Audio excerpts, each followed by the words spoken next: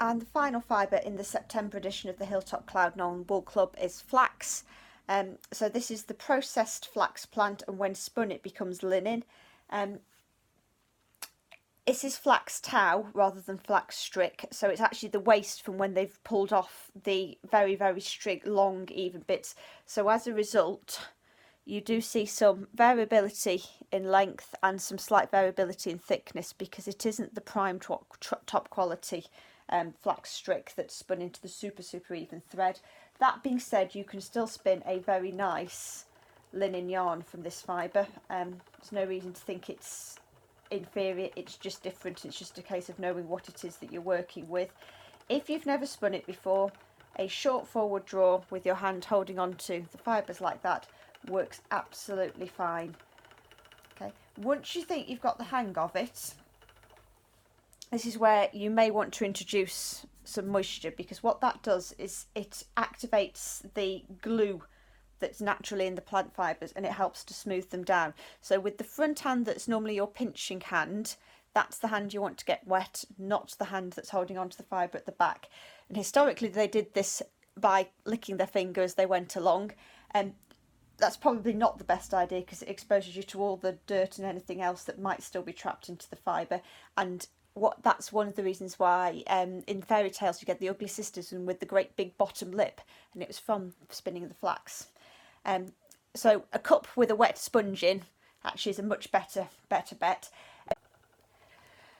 So traditionally this was spun with your wheel going round anti-clockwise, which S twist rather than Z twist as we normally do for singles.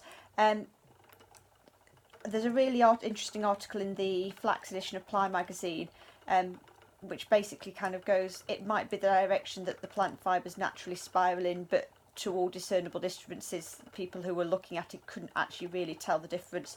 So if you've never spun singles with your wheel going in the opposite direction, maybe remove one of the variables and stick to it going in the same direction in which you're always used to spinning your singles. It's just one less thing to not make it necessarily harder for yourself. And as you can see, as I'm spinning, and just every now and again I'm just reaching down and I'm just moistening my finger into the sponge, and what that does is it just glues the individual strands in place, and it helps to make for a much smoother, stronger yarn. If you get a bit with some shorter fibres in it like that, you can either embrace it and go for it's going to be a slightly more textured yarn, or it is possible to smooth them out like I just did.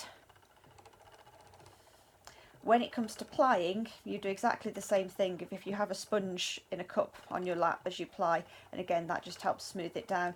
And then the thing to do to set the twist, unlike with animal fibres and with silk fibres, you can just give it a nice wash.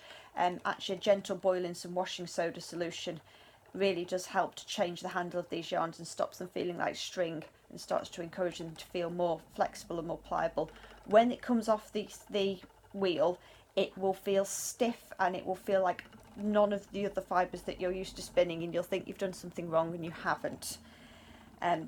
These yarns start to soften the more you work with them, and the more you work with them, the more pliable they get and the more beautiful they feel. It's a bit like putting on a pair of linen trousers fresh out the wash.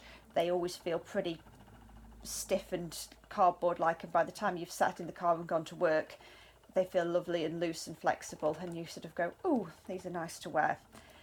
I would recommend that, because this has been dyed, it's been dyed according to commercial standards, but the dyeing techniques generally always have some runoff. It's a bit like what I say, wash dark clothes separately the first time you wash them. When you boil this in some washing soda solution, do it by itself, and that's worth doing before you start combining it with any other colours in any sort of projects and things, just in case you get any dye runoff. But again, don't worry too much about it. It's not as hard as it might seem. You can let a little bit of twist enter into the drafting zone if you feel more comfortable that way. You can even do a sort of long draw from this towel preparation, and that still works quite nicely as well.